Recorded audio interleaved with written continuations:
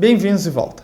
Eu sou Henrique Bonan Rampazzo, mestre em História pela Universidade de Caxias do Sul, e estamos aqui para mais uma aula sobre a Idade Média e Game of Thrones. Na aula de hoje, vamos falar sobre a conturbada relação entre as duas classes que mais interagiam uma com a outra, os senhores e os servos, especialmente os camponeses.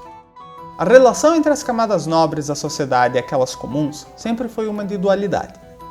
Se, de um lado, o servo devia trabalhar e servir a seu senhor, esse deveria dar ao camponês proteção e justiça. Do nobre será esperado que mantenha a salvo seus súditos de perigos como ladrões, criaturas da floresta e mesmo dos abusos de outros nobres rivais, especialmente em tempos de guerra. Contudo, a relação de classes muitas vezes fazia com que o próprio nobre fosse o abusador. Vejamos essa cena onde um comum, ainda que não um camponês, interage com o senhor.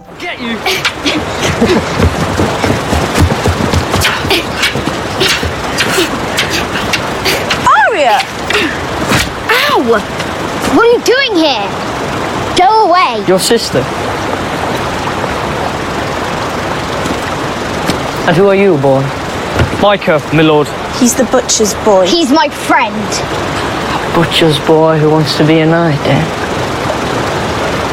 Pick up your sword, butcher's boy. Let's see how good you are. She asked me to, my lord. She asked me to. I'm your prince, not your lord, and I said, pick up your sword. It's not a sword, my prince. It's only a stick. And you're not a knight. Only a butcher's boy. That was my lady's sister you were hitting. Do you know that? Stop it! Arya, stay out of this. I won't hurt him. Much.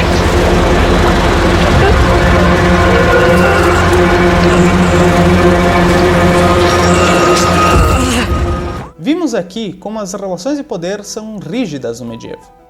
Ao ser empregado com plenos poderes de justiça e decisão, era da prerrogativa, da vontade do senhor feudal, aqui representado pelo próprio príncipe do reino, fazer a justiça com as próprias mãos. Dentro de, normalmente, um código de costumes que agiam como leis, não escritas e mantidas pela palavra, o nobre poderia punir como bem quisesse aquele servo que transgredisse os limites sociais impostos pela hierarquia. No caso, filho de um burguês ou camponês abastado, sem querer acerta uma nobre, e a punição é ainda severa. A severidade de tais punições, bem como os aumentos de taxas e impostos, que falaremos em breve, irão muitas vezes gerar revoltas violentas por parte dos camponeses. Era de interesse do nobre manter seus servos protegidos e satisfeitos, para evitar tais conflitos. Vejamos uma cena em que um nobre, auxiliado por seu conselheiro, resolve os problemas de seus servos. And it's not just thieves, my lord. There's wolves in their mills now, more than I ever seen. They come down at the night and they kill my sheep. The 3 sons is away fighting for your brother, my lord. They'll fight, keep fighting, till they're told to go home. I've no one to mind my flock now, only me.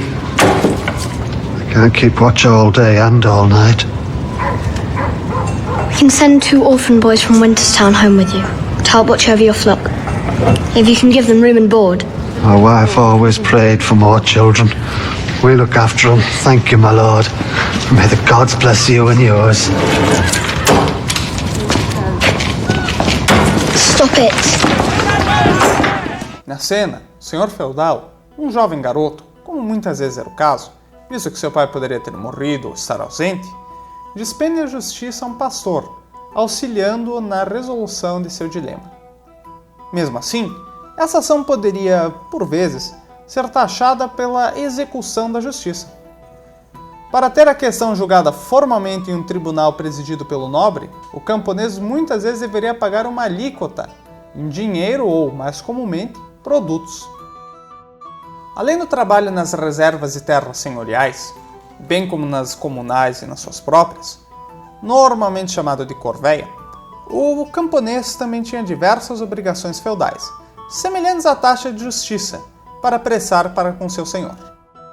Algumas delas eram a banalidade, o imposto pelo uso de equipamentos e locais que pertenciam ao senhor, como fornos, moinhos ou poços. A albergagem, que consistia em hospedar o senhor quando esse requisitasse. Ou a talha, para a defesa do feudo, dentre outros. E não contando o dízimo, pago à igreja em produtos. Os burgueses e habitantes das cidades também pagavam taxas, sendo eles mesmos servos, ainda que não camponeses. Impostos por habitação, por cabeça, ou seja, por pessoa, eram comuns, bem como miunças, para aqueles detentores de casas e lareiras, embora isso pudesse ser aplicado aos camponeses também. Por hora, ficaremos por aqui. Espero que todos tenham tido bom proveito da aula e fiquem atentos. Esse foi o último vídeo da nossa série sobre as relações feudais. Nós temos outras séries que podem interessar. Tenham um ótimo dia e até a próxima!